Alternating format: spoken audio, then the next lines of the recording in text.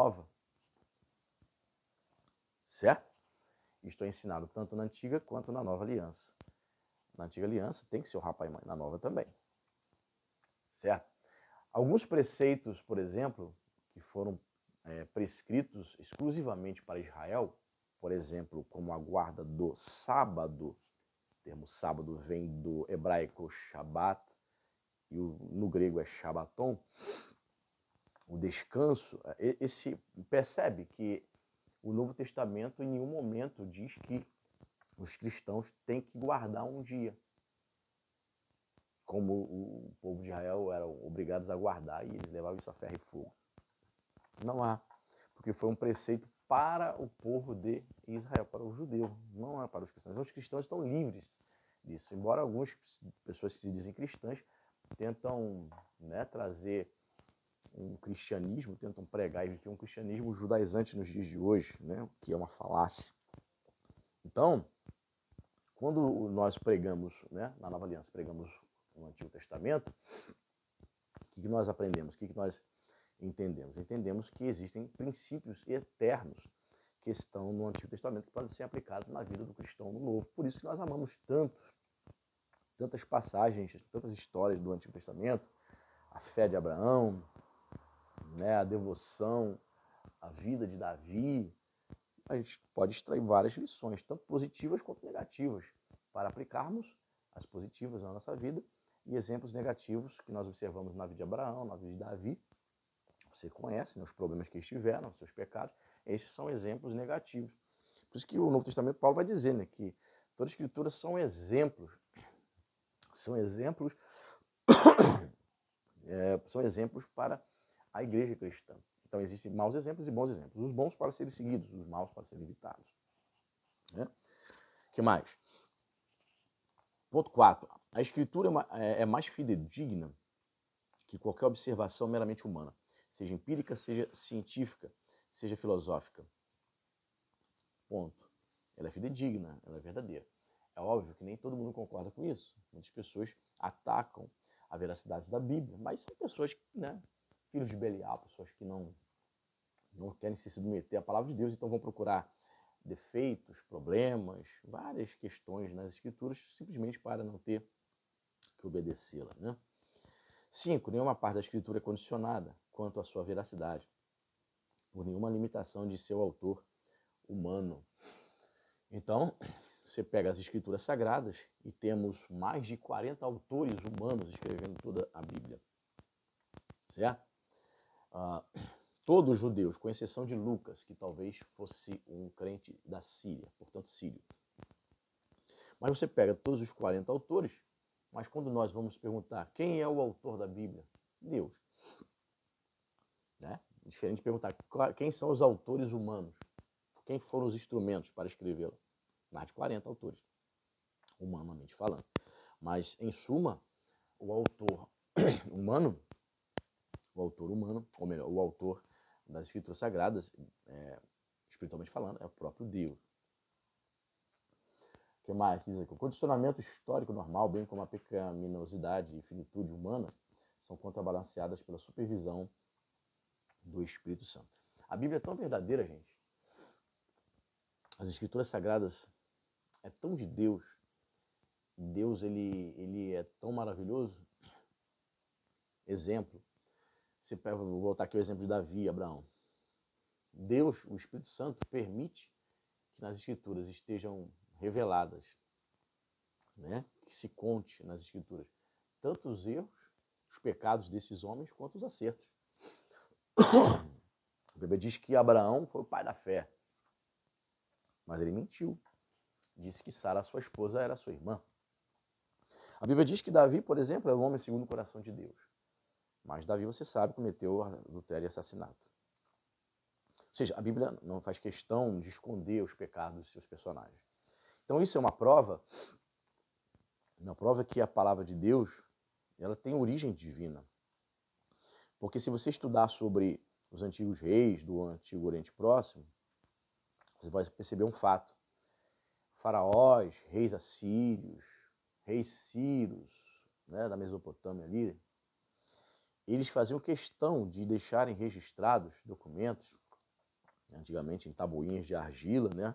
Posteriormente em pergaminhos, eles faziam questão de deixarem registrados os seus feitos heróicos, mas jamais registravam suas derrotas. Eles deixavam registradas suas virtudes, mas suas derrotas, suas falhas morais e derrotas, né, militares, jamais faziam isso. Portanto, vou usar alguma palavra muito bacana, que é sinônimo de portanto. Por conseguinte, pouca gente fala esse termo, né? Usa essa palavra. Por conseguinte, então nós temos essa confirmação da parte de Deus da questão, né, da Escritura ter origem divina. Porque ela não faz questão de esconder os erros dos seus personagens. Não fica só contando as vitórias, mas relata também as falhas para que nós nos dias de hoje possamos olhar e ver, por exemplo, o cara seguiu esse caminho aqui, então eu não vou por aqui. Deu ruim para ele lá. Deu ruim para Davi, né, ele seguir esses passos aqui. Entende? Isso é o bacana da palavra, né? Diz mais aqui. À luz dessas observações extraídas da própria Escritura, pode-se fazer uma avaliação dos 5 modos de inspiração sugeridos. Tais conceitos, por considerarem a inspiração meramente um dom natural de iluminação, já falamos sobre os 5 modos na outra aula, nas aulas anteriores. Não prestam a devida atenção ao fato de Deus haver soprado a Escritura. O conceito da orientação dinâmica, que entende serem as questões de fé e prática devidamente inspiradas, em contraste com os assuntos mais corriqueiros, não fornece nenhum método seguro para determinar o que é inspirado e o que não é. Nem sequer leva em conta a declaração bíblica de que toda a Escritura é inspirada, inclusive os versículos tidos como obscuros. Como falei, tem gente que, por exemplo, que vai chegar na genealogia, né, nos textos onde possuem genealogias, o cara até pula, não tem paciência de ler. Se esquece que aquela parte também é inspirada e certamente deve ter algum ensinamento ali, que passou batido pela sua leitura. Então, quando a Bíblia diz que toda, é toda. Por exemplo, existe um conceito entre o teólogo Calbart, né, que foi considerado um dos maiores teólogos do século XX, ele dizia que a Bíblia não é a palavra de Deus. Ele dizia que a Bíblia contém. Esse é um conceito equivocado. Qual o problema de você dizer que a Bíblia não é a palavra de Deus, mas apenas contém? Ou seja, contém vai ter desdobramento essa ideia. Quais são os desdobramentos? O desdobramento é que, se ela não é toda a Escritura não é inspirada, não é a palavra de Deus, apenas contém, então pequenas porções é que são. Aí a questão é a seguinte: o que é dessas pequenas porções? Não toda a Escritura é a palavra, algumas porções são, outras não. O que é para você inspirado? O que é palavra de Deus para você? Aí vem um balaio de gato, agora vem a bagunça. Porque aquilo que é conveniente para você vai ser a palavra de Deus. Aquilo que é conveniente para mim será a palavra de Deus. A Bíblia toda não é inspirada, apenas contém. Então somente contém aquilo que vai ao meu encontro, aquilo que é conveniente para mim. E aí viro a salada, bolo doido, bolo maluco. Ninguém concorda com ninguém, essa aqui é a ideia. Entende? Ninguém vai concordar com a interpretação um do outro, algo muito raro. E o que ocorre? O que é inspirado para você não é para mim, o que é inspirado para o outro não é. Essa porção contém, eu digo, essa porção que contém a palavra de Deus. Outro, não é não, por conta disso. Então vai ser uma Bíblia, um cânon para cada pessoa particular. E aí não há nenhum consenso, não há nenhuma unidade. É complicada essa ideia, né? O conceito do ditado divino na inspiração não reconhece devidamente o elemento humano, os estilos, expressões e ênfases específicas dos escritores em si. Então, existe um conceito, né, uma teoria de inspiração chamado ditado humano. Ou seja, o camarada seria como se fosse um robô apenas escrevendo ali. Deus estivesse ditando para ele, escreve essa palavra, essa.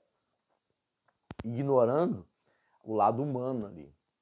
Ignorando o estilo, as ênfases, as expressões, ignorando o conhecimento, por exemplo, do idioma, do grego koiné, do autor da Epístola aos Hebreus de Paulo é um, o conhecimento do grego de Marcos é outro.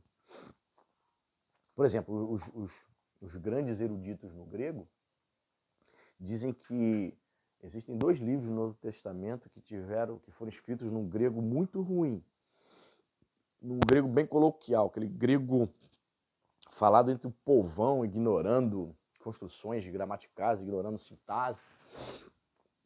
Um grego pobre, podemos assim dizer. Quais são esses 2 livros? Marcos e Apocalipse. Pois é.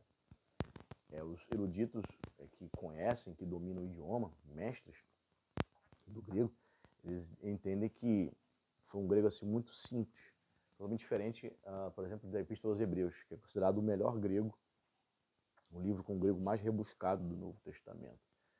Entende? Então, note bem, se o Espírito Santo inspirou estes homens, João Marcos, um cara simples para escrever seu evangelho, e inspira o autor da Epístola aos Hebreus, ninguém sabe quem foi. Alguns dizem que foi Paulo, alguns dizem que foi Apolo, etc.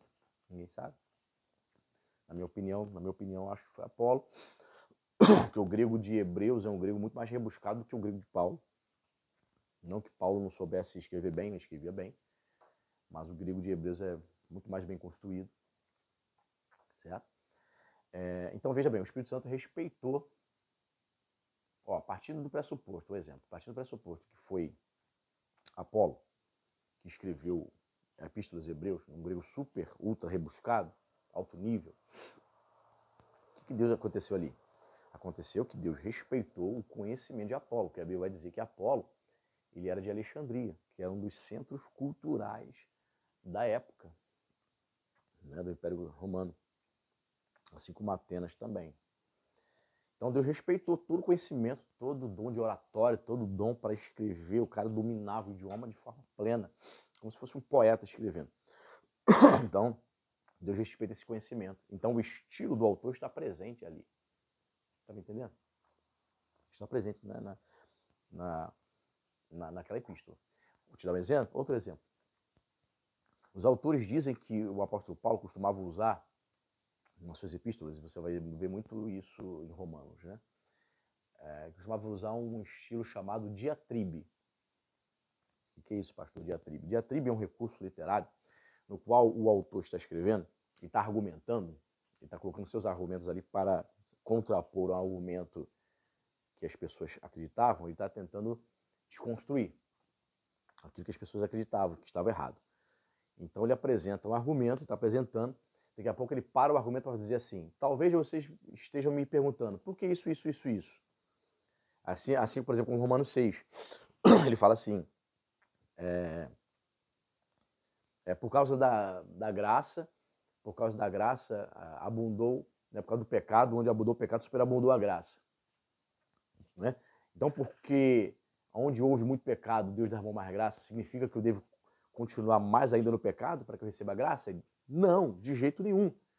É como se ele estivesse colocando ali naquelas linhas aquilo que as pessoas estavam pensando e até objetando, fazendo objeções ao argumento dele. É como se ele estivesse dizendo assim, eu sei o que vocês estão pensando. Então, pelo fato de eu estar no pecado, veio mais graça sobre a minha vida, que bom então. Então, vou continuar mais no pecado para receber mais graça? Ele, não, pelo contrário. Aqueles que estão em Cristo Jesus, nenhuma condenação há, precisam se manter firmes, não podem mais apresentar seus corpos como seus membros, né, seu corpo, os membros do seu corpo como instrumentos do pecado. É totalmente diferente. E esse recurso é chamado diatribe. O cara começa a dialogar, daqui a pouco ele mesmo coloca aquilo que seria uma objeção do seu interlocutor. Muito legal isso. Este é um estilo paulino presente nas suas cartas, principalmente Romanos. O que é isso? Isso tem nada a ver com essa teoria do ditado divino. A inspiração, teoria do ditado divino. Não, Deus respeitou o estilo de Paulo, suas expressões, né, ao escrever, suas ênfases. Então isso é muito bacana no estudo, né? Demais aqui, o conceito da inspiração verbal e plenária evita os exageros de se enfatizar a atividade de Deus a ponto de negligenciar a participação humana, ou de enfatizar a contribuição humana a ponto de desprezar o envolvimento divino na produção da Escritura. Então, o que a maioria dos cristãos ortodoxos aceitam é a teoria da inspiração plenária e verbal, onde Deus, sim, sopra sobre o autor suas ideias, mas, ao mesmo tempo, respeita a liberdade humana na escrita do texto sagrado, ok? Vamos ver aqui. Vamos ver até onde a gente pode ir. Vamos lá. O que mais? A totalidade da escritura sagrada é inspirada por seus autores, pois seus autores a escreviam sob supervisão e orientação do Espírito Santo. Isso permite variedade de estilo literário, gramática, vocabulário e outras peculiaridades humanas. Afinal, alguns escritores bíblicos tinham, sob a panagem da providência de Deus, passado por longos anos de experiência e preparo incomparáveis. Eis porque foram usados por Deus para comunicar a sua mensagem. Os conceitos da orientação dinâmica e os da inspiração verbal e plenária são sustentados por muitos eruditos. Tais conceitos reconhecem a obra do Espírito Santo, bem como as diferenças óbvias nos vocabulários e estilos dos escritores. Uma diferença importante entre as duas opiniões envolve a extensão da inspiração. Reconhecendo ter havido orientação do Espírito Santo, até onde esta se estende? No tocante aos escritores bíblicos, os defensores das várias opiniões dinâmicas sugeriram que a orientação do Espírito estendeu-se até aos mistérios, além do alcance da razão humana, ou somente até a mensagem da salvação, ou ainda até as palavras de Cristo, ou talvez até certos assuntos, tais como as sessões didáticas ou proféticas, ou talvez a todas as matérias que se relacionam com a fé e prática cristãs. A inspiração plenária e verbal sustenta, porém, que a orientação do Espírito Santo estendia-se a todas as palavras dos documentos originais, tipo os autógrafos. Sim, isso aí eu concordo. Quando a gente diz assim, a palavra é inspirada, sim, os escritos originais são inspirados, que são os autógrafos. O que são os autógrafos? São os escritos primeiros, né, a serem escritos. O que temos hoje são cópias das cópias, das cópias, das cópias, das cópias, das cópias, das cópias. E aí, a gente vai ver vários problemas, né, na escrita, vários problemas que aí vai entrar na outra matéria muito complexa, chamada crítica textual, né? E a maioria dos estudiosos entendem isso, né? Que as cópias não são assim inspiradas, as cópias em si, mas sim os originais. Mas não significa que as cópias não esteja trazendo ali o que de fato foi escrito nos originais, entendeu? No tocante à orientação do escritor pelo Espírito, tem se sugerido que a influência do Espírito estendeu-se somente ao impulso original para se escrever, ou somente à seleção dos tópicos, ou apenas aos pensamentos ou ideias do autor, conforme este achasse melhor. Na inspiração plenária e verbal, todavia, a orientação do Espírito estendia-se até às próprias palavras que o escritor selecionava para expressar os seus pensamentos. O Espírito Santo não ditava as palavras, mas guiava o escritor para que este livremente escolhesse as palavras que realmente expressavam a mensagem de Deus. Por exemplo, o escritor poderia ter escolhido casa, a palavra casa, ou construção, segundo sua preferência, mas não poderia ter escolhido campo, pois isso teria mudado o conteúdo da mensagem. É assim que ensina a teoria plenária, né? Casa, construção, morada. Ou seja, o Espírito Santo queria que ele escrevesse algo assim. Então ele teve a liberdade para escrever qualquer palavra, sinônimo que tivesse esse sentido. O Espírito Santo escreve casa, aí ele vai dizer sofá. Aí mudaria a mensagem. É nesse sentido que ensina a inspiração plenária e verbal. Tá certo? Na outra aula, na próxima aula, nós vamos seguir aí, falando um pouco mais sobre inspiração e vamos entrar na questão da inerrância. Tá certo? Vou marcar aqui, para não perder. Dê o like, compartilhe. Até a próxima. Deus te abençoe.